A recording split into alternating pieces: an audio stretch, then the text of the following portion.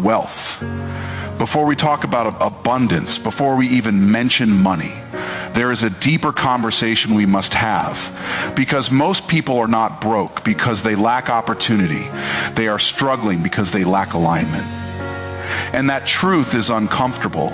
It forces us to stop pointing fingers and start looking inward. It forces us to admit that God's laws do not bend to emotion, background, or effort alone.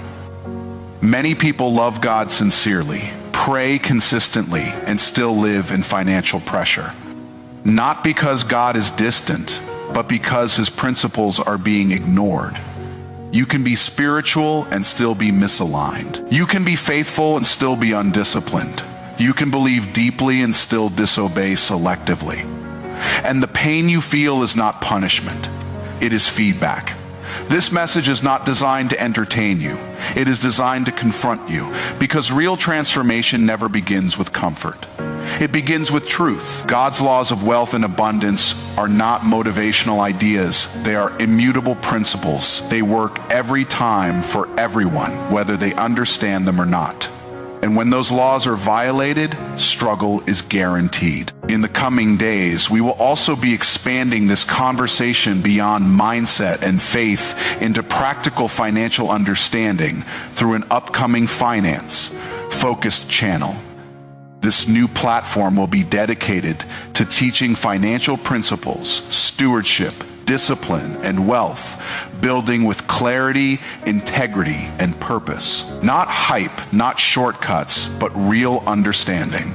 Your support in helping this new channel grow will allow us to reach more people who are searching for answers, but don't yet know where to look. What you are about to hear today may challenge beliefs you have held for years. It may confront habits you have defended. It may expose patterns that feel uncomfortable to acknowledge. But discomfort is often the doorway to breakthrough, because poverty is not always a lack of money. It is often a refusal to obey God's principles. This is where the pain begins, because most people would rather blame their circumstances than confront their disobedience. It hurts to admit that the struggle you wake up to every morning is not always caused by your background, your education, your family, or the system. Sometimes it is caused by ignoring laws that have existed long before you were born. God's principles are not suggestions. They are laws. And laws do not respond to tears, excuses, or good intentions. They only respond to alignment. You can pray all night and still wake up broke if your life is out of order. You can fast for 40 days and still struggle if you refuse to apply what God already revealed. Poverty becomes comfortable when disobedience is normalized. It hides behind phrases like, "This is just my season," while years pass with no growth, no discipline, no transformation. Obedience requires sacrifice, and sacrifice exposes what you truly value. Many say they trust God, but their daily decisions tell a different story. They ignore wisdom, reject correction, avoid responsibility, and then wonder why abundance feels distant. God does not bless chaos. He does not finance rebellion. He does not sponsor laziness dressed up as faith. The painful truth is that abundance is not withheld from you. It is blocked by misalignment.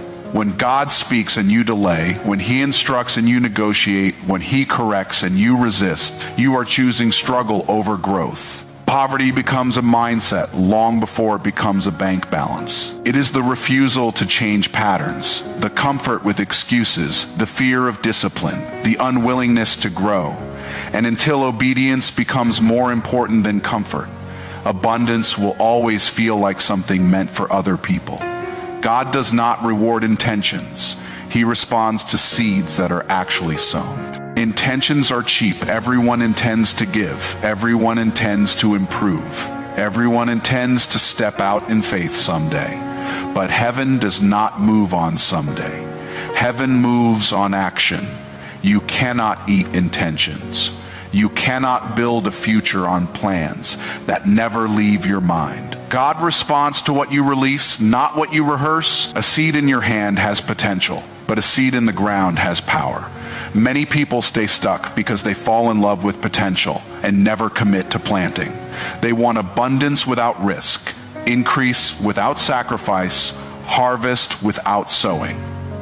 But God's system does not work that way. Every breakthrough you admire was preceded by a painful seed. Time, effort, money, obedience, humility, discipline, something always had to be released. Holding back feels safe, but it keeps you small. Sowing feels uncomfortable, but it activates heaven. God measures faith by movement. When you give nothing, do nothing, risk nothing, and change nothing, you are telling God you are not ready for more. The seed proves belief. It proves trust. It proves obedience. And this is why abundance avoids those who live on intention alone. Intention delays obedience. Intention postpones sacrifice. Intention keeps you dreaming while others are building. God is not mocked. What you sow determines what you reap when you reap, and how much you reap. If you keep planting fear, you will harvest limitation. If you keep planting excuses, you will harvest delay. If you keep planting nothing, you will harvest emptiness. The painful reality is that many prayers go unanswered. Not because God is silent, but because the seed was never planted, the step was never taken, the obedience was never completed, the faith never left the heart and entered the hands. Every financial struggle has a spiritual root, and ignoring it only multiplies the pain. Money problems rarely start in the wallet. They start in the soul long before the account went empty. Something went unchecked on the inside. Fear crept in. Discipline faded. Responsibility was postponed. Pride resisted correction. And instead of confronting the root, most people keep treating the symptoms. They work harder, borrow more, hustle endlessly. Yet the struggle follows them everywhere because the issue was never financial to begin with. A divided heart produces a divided life. When spiritual order is ignored, financial order collapses. You cannot live disconnected from truth and expect abundance to flow. God designed prosperity to follow alignment, not effort alone. Many people are exhausted, not because they are doing too much, but because they are doing the wrong things in the wrong order. When God is pushed to the side, money becomes the master and anxiety becomes the companion. The pain deepens when people spiritualize dysfunction, calling disorder a season, and rebellion patience. Ignoring conviction hardens the heart, and a hardened heart cannot steward increase. Every struggle is an invitation to self-examination, but most avoid the mirror because truth is uncomfortable. It exposes patterns, habits, and decisions that feel easier to defend than to change. God is not cruel for allowing struggle. He is merciful for allowing consequences to reveal misalignment. Financial pressure often shows where trust truly lives. When fear leads, decisions shrink. When pride leads, correction is rejected. When greed leads, peace disappears. And as long as the spiritual root remains untouched, every financial solution becomes temporary. Abundance cannot rest on a foundation of compromise. God is not asking for perfection, but he requires surrender. Until the heart is realigned, the struggle continues.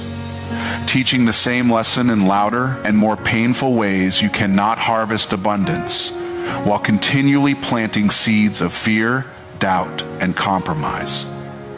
Seeds do not lie. They faithfully reproduce what they are. Fear always produces limitation. Doubt always produces delay. Compromise always produces loss. And yet people keep expecting a harvest they never planted for. They pray for courage while feeding fear. They ask for clarity while entertaining doubt. They desire blessing while living in compromise. God's system is precise. It does not bend for emotions or circumstances.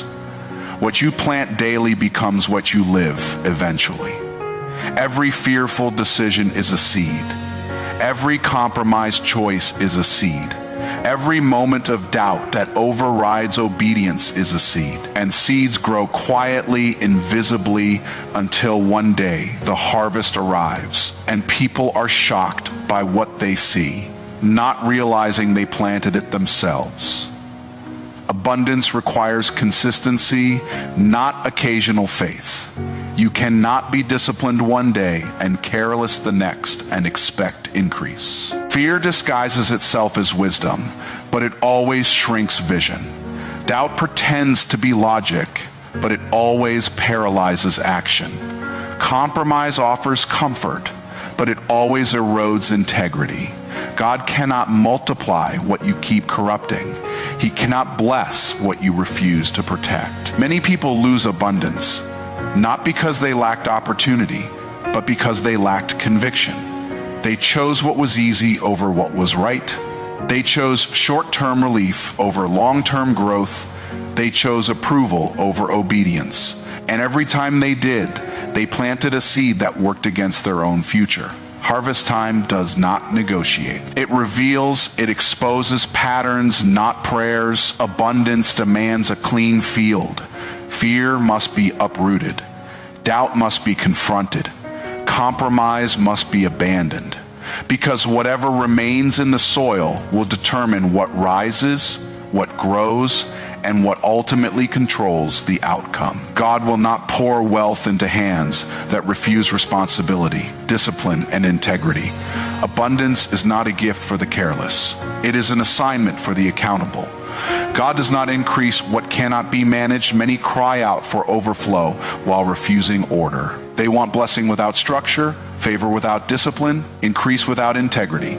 But wealth amplifies whatever it touches. If character is weak, money will expose it. If discipline is missing, abundance will destroy instead of build. God's refusal to increase you is not rejection. It is protection. Responsibility begins with small things. Daily choices that seem insignificant but reveal readiness. How you manage time, how you handle commitments, how you treat people. When no reward is visible, all testify to your capacity to steward more. Discipline is painful because it demands consistency when motivation fades. Integrity is costly because it requires truth when lying would be easier. And yet these are the very qualities God looks for before releasing increase. Many sabotage their own prayers by living disorderly lives. They want supernatural provision while operating in natural irresponsibility. They ignore budgets, avoid planning, break commitments, and excuse poor habits, then wonder why finances remain unstable. God cannot entrust abundance to chaos. Wealth follows order, the way water follows gravity. When responsibility is rejected, scarcity becomes a teacher. Discipline separates desire from destiny. Integrity determines longevity. God is not slow to bless. He is thorough. He waits until the vessel can hold what he pours. Increase without integrity produces arrogance. Increase without discipline produces waste. Increase without responsibility produces regret. God values who you are becoming more than what you are receiving. Until responsibility is embraced, discipline practiced, and integrity protected, abundance remains withheld not as punishment, but as mercy. Holding on to everything is proof you trust money more than you trust God. Fear tightens the grip.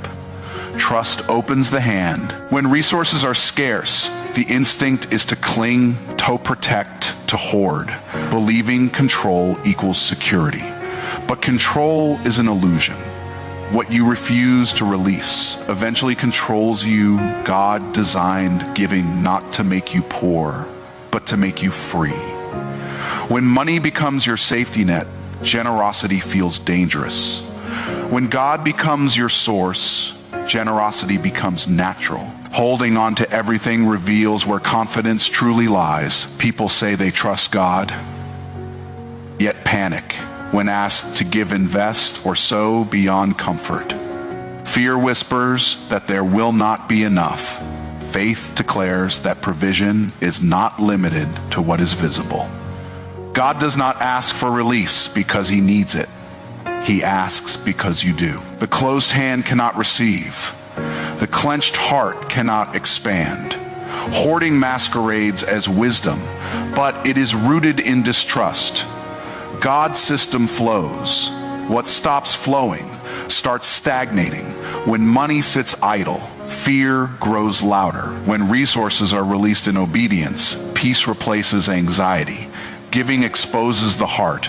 It reveals whether money is a tool or a master. Many want abundance, but they fear the loss of control more than they desire freedom.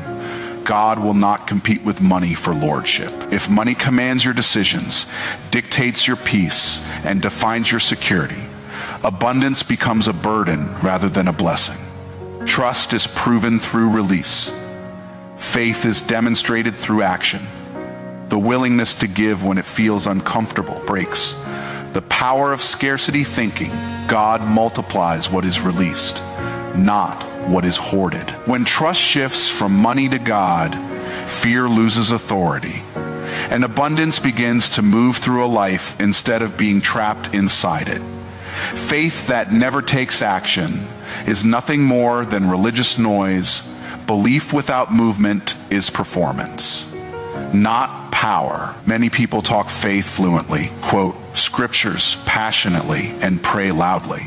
Yet their lives remain unchanged because their faith never leaves their mouth and enters their behavior. God does not respond to volume. He responds to obedience. Faith was never meant to be admired. It was meant to be exercised. Action is the language faith speaks. Without it, faith becomes a comforting illusion that soothes the conscience while changing nothing. Religious noise fills rooms but moves no mountains. People say they are waiting on God when God has been waiting on them to move. Waiting becomes an excuse when fear is disguised as patience. Faith demands risk, and risk exposes what you truly believe.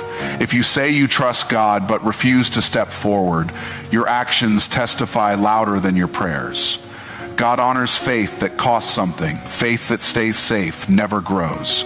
Many remain stuck because they want guarantees before obedience. They want clarity before commitment. They want security before surrender.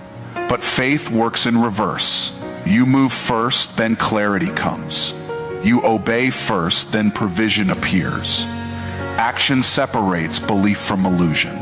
Without action, faith decays into tradition, habit, and empty confession. God's promises activate when faith moves into motion.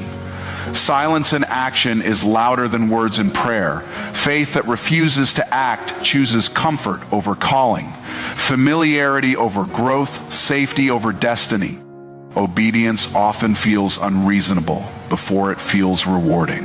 Faith without action keeps people spiritually busy but fruitless, emotionally stirred but unchanged, constantly inspired but never transformed. God's abundance flows to stewards, not hoarders and not complainers. Abundance requires management, not entitlement. God does not release increase to those who waste, misuse, or resent what they already have. Stewardship is the proof of readiness. It is the ability to handle resources with wisdom, gratitude, and responsibility. Hoarders fear loss, complainers resent lack, but stewards focus on growth. Complaining poisons perspective. It blinds people to opportunity and magnifies scarcity. God cannot multiply what you despise. When you complain about little, you disqualify yourself from more. Gratitude signals awareness. Stewardship signals maturity. Many want abundance without accountability. They want increase without structure. But God watches how you handle what is already in your hands. How you manage small resources determines your capacity for larger ones. Hoarding stops flow. Complaining kills vision.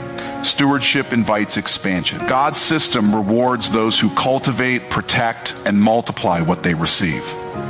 A steward sees resources as assignments, not possessions. They understand that increase comes with responsibility. They plan, organize, and act with intention. Complaining attracts stagnation because it resists growth. Hoarding creates isolation because it fears trust. Stewardship creates momentum because it aligns with God's design. Abundance is not random. It follows order. Those who complain live in constant frustration, blaming circumstances while ignoring opportunities. Those who hoard live in constant anxiety, afraid of loss while missing growth. Stewards live in expectation, knowing that faithful management produces expansion. God looks for hands that can be trusted, hearts that remain grateful, minds that remain teachable. Abundance flows where responsibility, gratitude, and purpose align. Delay is often God waiting for alignment, not denying you a blessing. Waiting feels like rejection when understanding is absent.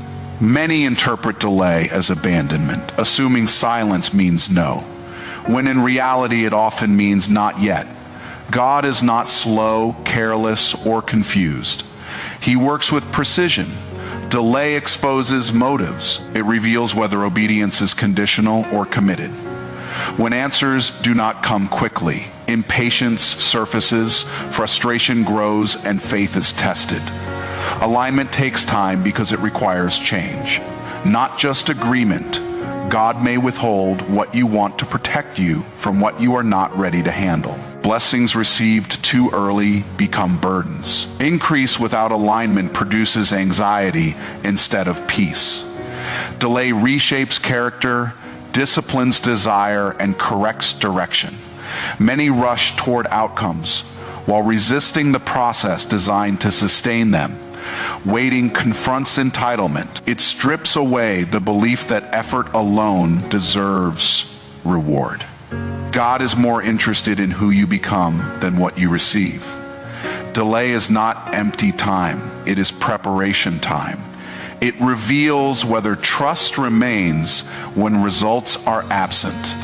Those who abandon obedience during delay prove that the blessing was the goal, not God. Alignment requires surrender of timing, methods, and expectations. Delay invites introspection. It asks hard questions about motives, priorities, and obedience. When alignment is complete, delay dissolves naturally because readiness attracts release the moment you obey God's laws of wealth. Scarcity loses its authority over your life. Scarcity is not only financial, it is mental, emotional, and spiritual. It rules through fear, hesitation, and limitation. Obedience breaks its voice. God's laws operate whether believed or not. The moment alignment begins, resistance weakens. Obedience rewires thinking. It replaces survival mentality with stewardship mindset. Scarcity thrives on disorder and inconsistency. Obedience introduces structure, clarity, and flow. When God's principles are applied, abundance becomes a system, not a surprise. Obedience is not dramatic. It is daily. It shows up in habits, decisions, and discipline.